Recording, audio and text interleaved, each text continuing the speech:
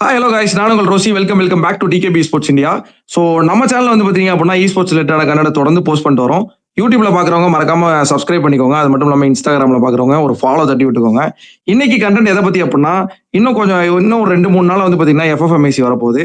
So இதுக்கு நிறைய teams play பண்ணிட்டு இருக்காங்க. இந்த எஃப்எஃப்எம்ஐசிக்கு குவாலிஃபை ஆகிறதுக்கு நீங்கள் என்னெல்லாம் பண்ணணும், என்னென்ன ஸ்ட்ராட்டஜிஸ்லாம் நீங்கள் யூஸ் பண்ணுற மாதிரி இருக்கும், என்னென்ன கில் ரெக்குயர்மெண்ட்ஸ்லாம் இருக்கும் அப்படிங்கிறத பற்றின ஒரு ஃபுல் எக்ஸ்பிளனேஷனான தான் இந்த வீடியோவா இருக்க போகுது.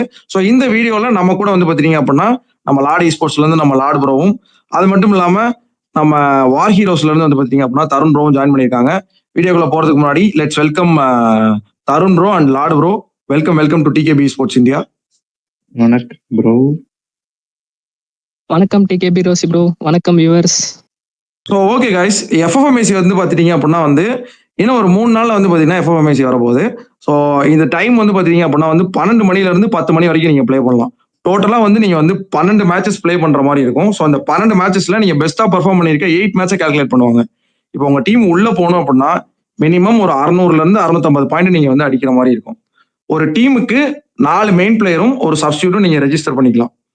ஸோ அதுக்கப்புறமா வந்து பாத்தீங்க அப்படின்னா எஃப்எஃப்எம்ஐசில நீங்க குவாலிஃபை ஆகிறதுக்கு மெயினா நீங்க ஃபாலோ பண்ணிய 2 டிப் என்னன்னா, டைம் கன்சியூமிங். டைம் வந்து பாத்தீங்கன்னா நீங்க மினிமைஸ் பண்ணணும். அது மட்டும் இல்லாம கில் கவுண்ட் அதிகப்படுத்தணும். இதை பேஸ் பண்ணி நீங்க ஆடினா மட்டும்தான் நீங்க வந்து உள்ள போக முடியும். ஸோ இந்த வீடியோட பிகினிங்கா வந்து பாத்தீங்க அப்படின்னா ஒரு மேட்சோட டிராப் பாயிண்ட்ஸ் எங்கெல்லாம் நீங்க வந்து இறங்கணும், அண்ட் தென் நீங்க எப்படி ரொட்டேட் பண்ணணும் அப்படின்றத வந்து நம்ம லார்ட் ப்ரோ சொல்லுவார். Okay bro. வந்து டிராப் பாயிண்ட்ஸ்னு வந்து பாத்தீங்கன்னா பர்குனால பீக்கு, பொச்சினாக்கு, மில்லு, அதுக்கப்புறம் வந்துட்டு கிளாக் டவர், அதுக்கப்புறம் அப்சர்வேட்டரி.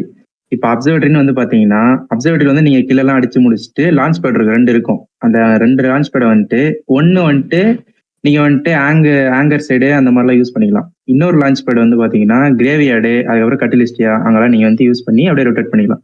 அடுத்து வந்துட்டு நம்ம கிளாக் டவர் வந்து பாத்தீங்கன்னா கிளாக் டவர்ல நீங்க இறங்குறீங்க அப்படின்னா அங்கெல்லாம் கீழெல்லாம் முடிச்சுட்டு நீங்க வந்துட்டு பீக் ஜிப்லைன் பிடிச்சி நீங்க பீக் போய்க்கலாம். இல்லை அப்படியே இந்த சைடு வந்துட்டு நீங்க ஃபேக்டரி சைடு கூட வரலாம். அப்புறம் வந்துட்டு பாத்தீங்கன்னா நம்ம பொச்சினாக் சைடு வந்தீங்கன்னா நீங்க வந்துட்டு அங்க ஜிப்லைன் இருக்கும். அந்த ஜிப்லைனை பிடிச்சி நீங்க டைரக்டா பீக் போய்க்கலாம். அதுக்கடுத்து அந்த சுத்தி இருக்கிற எல்லாம் நீங்க கவர் பண்ணிக்கலாம். அடுத்து வந்துட்டு நம்ம மில்லு சைடு வந்தீங்கன்னா அங்க வந்துட்டு கீழெல்லாம் அடிச்சு முடிச்சுட்டு லான்ச் பேட் இருக்கும். லான்ச் பேடை வந்து நீங்க வந்துட்டு பிளான்டேஷன் பக்கம் யூஸ் பண்ணிக்கலாம், பெட்டு போட்டு. அப்படி இல்லைன்னா நீங்க இந்த சைடு ஜிப்லைனும் இருக்கும். ஜிப்லைன் வந்து நீங்க வந்து பீக் சைடு கூட மறுபடியும் வந்து அங்க கீழெல்லாம் அடிக்கலாம். அவ்வளவுதான் bro. So okay guys, so இப்போ வந்து பார்த்தீங்கன்னா உங்களுக்கு ட்ராப் பாயிண்ட்ஸ் வந்து எப்படி இறங்கணும் அப்படின்ற ஒரு ஐடியா கிடைச்சிருக்கும். அதுக்கடுத்து மெயினாக நீங்கள் எதை கான்சன்ட்ரேட் பண்ணணும் அப்படின்னா டைமை மினிமைஸ் பண்ணணும். அண்ட் தென் வந்து பார்த்தீங்கன்னா காயின்ஸ் நீங்கள் அதிகமாக கலெக்ட் பண்ணுற மாதிரி இருக்கும். இதுக்கு மேக்ஸிமமாக ஹெல்ப் பண்ணுற ஒரு விஷயம் என்ன அப்படின்னா சூசி கேரக்டர், அதாவது காயின் கேரக்டர். சிம்பிளாக சொல்லணும்னா இந்த சூசி கேரக்டர் எத்தனை பேர் வைக்கணும், மினிமமா எத்தனை பேர் வைக்கலாம் அப்படிங்கிறத வந்து நான் வந்து சொல்லிடுறேன். ஸோ ஒரு டீமுக்கு இந்த சூசி கேரக்டர்ன்றது ரொம்ப ரொம்ப ஒரு முக்கியமான விஷயம். ஏன் அப்படின்னா காயின் இருந்தால் மட்டும்தான் உங்களால் வந்து பார்த்தீங்கன்னா யூஏவியா இருக்கட்டும், சூப்பர் மெடிக்கிட்டா இருக்கட்டும், உங்க டீமேட்ஸ் ரிவே பண்றதா இருக்கட்டும், எல்லாத்துக்குமே வந்து பார்த்துட்டீங்க அப்படின்னா காயின் ஒரு மேஜர் ரோலை பிளே பண்ண போகுது. ஸோ இப்போ நீங்க ஒரு சூசி கேரக்டர் வைக்கிறீங்க அப்படின்னா ஒரு டீமுக்கு மினிமம் 2 பேர் வைக்கணும். ஸோ இப்போ ஒரு டீம்ல 4 பேர் இருக்கீங்க அப்படின்னா நீங்க வந்து ஸ்பிளிட் பண்ணி பிளே பண்ற மாதிரி இருக்கும். ஸோ இப்போ 2 பேர் ஸ்பிளிட் பண்றாங்க அப்படின்னா ஒரு ஸ்பிளிட்ல வந்து பாத்தீங்கன்னா ரஷ்யரோ, இன்னொரு ஸ்பிளிட்ல வந்து பாத்தீங்கன்னா நேடரோ வச்சிருந்தீங்க அப்படின்னா நீங்க காயின்ஸ் எக்ஸ்சேஞ்ச் பண்ணி அதுக்கப்புறம் உங்களுக்கு நீங்க ரிவைவ் பண்றதா இருக்கட்டும், யூஏ பர்ச்சேஸ் பண்றதா இருக்கட்டும், இதுக்கெல்லாம் யூஸ்ஃபுல்லா இருக்கும். ஆனா என்ன பொறுத்த அளவுக்கு பெஸ்டா எது இருக்குன்னு கேட்டீங்கன்னா ஒரு டீமுக்கு 3 இல்ல 4 பிளேயர். ஸோ தட் வந்து பாத்தீங்கன்னா நீங்க கில் அடிக்க எக்ஸ்ட்ராவா உங்களுக்கு காயின்ஸ் வந்துட்டே இருக்கும். யூஏவி, சூப்பர் மெடிக்கெட்ஸ் இதெல்லாம் வந்து பாத்தீங்கன்னா நீங்க இன்ஸ்டன்டேனியஸா பர்ச்சேஸ் பண்ண முடியும். ஸோ தட் உங்களுடைய பெர்ஃபார்மன்ஸ் வந்து பாத்தீங்கன்னா அதிகமா பூஸ்ட் ஆகும். அடுத்து மெயினா இருக்கக்கூடிய விஷயம் என்னன்னா ஸ்பிளிட். இப்போ நீங்க 4 பேர் உள்ள பிளே பண்றீங்க அப்படின்னா 2 டைப்பா நீங்க ஸ்பிளிட் பண்ணி பிளே பண்ணலாம். ஃபர்ஸ்ட் டைப் எப்படின்னா ஃபர்ஸ்ட் 2 பேர் ஒரு ஸ்பிளிட் ஆகும், ரெண்டாவது 2 பேர் வந்து இன்னொரு ஸ்பிளிட் ஆகும் நீங்க பிளே பண்ணணும். இந்த ஃபர்ஸ்ட் 2 பேர் பிரியறதுல ஒருத்தர் வந்து ரஷ்யர் ஆகும், இன்னொருத்தர் வந்து சப்போர்ட்டர் ஆகும். ரெண்டாவது ஸ்பிளிட்ல வந்து பாத்தீங்க அப்படின்னா ஒருத்தர் நேடரு, இன்னொருத்தர் வந்து ஸ்னைப்பர். ஸோ இவங்க 2 பேருமே 2 இதா வந்து பிரிஞ்சு ஆடணும். ஸோ இப்போ ஒரு டிராப் பாயிண்ட்ஸ் அவர் சொன்னாரு. இவர் டிராப் பாயிண்ட் சொல்லியிருக்கிறதுல வந்து பாத்தீங்கன்னா மேக்ஸிமம் வந்து பாத்தீங்கன்னா இவர் வந்து ஹார்ட் பாயிண்ட்ஸ் தான் கவர் பண்ணியிருக்காரு. மேப்ல அதிகமா இறங்கக்கூடிய பிளேசஸ், அதாவது நம்ம லார்ட் ப்ரோ சொன்ன பிளேசஸ் எல்லாம் இறங்கி இனிஷியலாக நீங்க கில்ல செக்யூர் பண்ணிட்டு உங்க டீமை வந்து நீங்க 2ஆ ஸ்பிளிட் பண்ணணும். நான் சொன்ன மாதிரி இப்போ நீங்க இந்த ஸ்பிளிட் பண்ணி பிளே பண்ணும்போது நீங்க பிளே பண்ற அந்த 2 ஸ்பிளிட்டுமே மேட்ச்ல இருக்க நியர்பை ஏரியாஸ்ல இருக்கிற மாதிரி பாத்துக்கோங்க. ஒரு உதாரணத்துக்கு ஒரு ஸ்பிளிட் வந்து பாத்தீங்க அப்படின்னா கட்டலிஸ்ட் வால ஃபைட் எடுக்கிறீங்க அப்படின்னா இன்னொரு ஸ்பிளிட் வந்து பார்த்துட்டீங்க அப்படின்னா நீங்கள் வந்து ஹேங்கரில் ஃபைட் எடுக்கணும். ஸோ தட் ஒரு ஒரு ஒரு ஒரு 100லேருந்து 150 மீட்டர் இல்லை 200 மீட்டர் சரௌண்டிங்கில் நீங்கள் இருந்தீங்க அப்படின்னா டக்குன்னு வந்து பார்த்துட்டீங்கன்னா ஸ்குவாடை யுனைட் பண்ணுறதுக்கு உங்களுக்கு ஹெல்ப்ஃபுல்லாக இருக்கும். ஸோ அது மட்டும் இல்லாமல் நீங்கள் இப்போ இந்த ஸ்பிளிட் பண்ணி ப்ளே பண்ணுறது வந்து பார்த்துட்டீங்கன்னா செகண்ட் ஜோன் வரைக்கும் உங்களுக்கு ஓகே. தேர்ட் ஜோனுக்கு அப்புறமா வந்து பார்த்துட்டீங்க அப்படின்னா ஜோனும் ஸ்ரிங்க் ஆயிரும். அதிகமான பிளேயர்ஸ் வந்து பார்த்துட்டீங்கன்னா அந்த ஜோனுக்குள்ள இருப்பாங்க. ஸோ தட் உங்களுக்கு தேர்ட் பார்ட்டிஸ் வர்றதுக்கான நிறைய வாய்ப்புகள் இருக்கு. இந்த டைம்ல உங்க டீம் வந்து ஸ்பிளிட்டா இருந்துச்சு அப்படின்னா ஈஸியா உங்க டீம்ல இருக்க பிளேயர்ஸ் நீங்க இழந்துருவீங்க.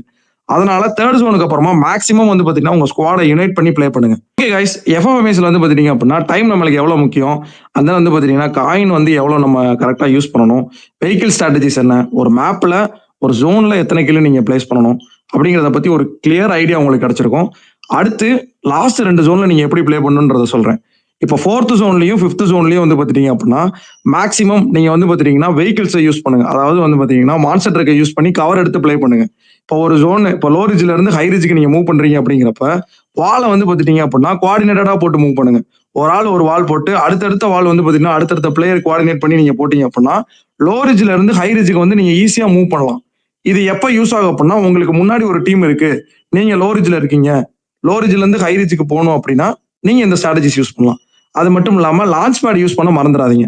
இந்த 3மே வந்து பாத்துட்டீங்கன்னா உங்க டீம் வந்து சேஃபா ஒரு இடத்துல இருந்து இன்னொரு இடத்துக்கு மூவ் பண்றதுக்கு ஹெல்ப் பண்ணும்.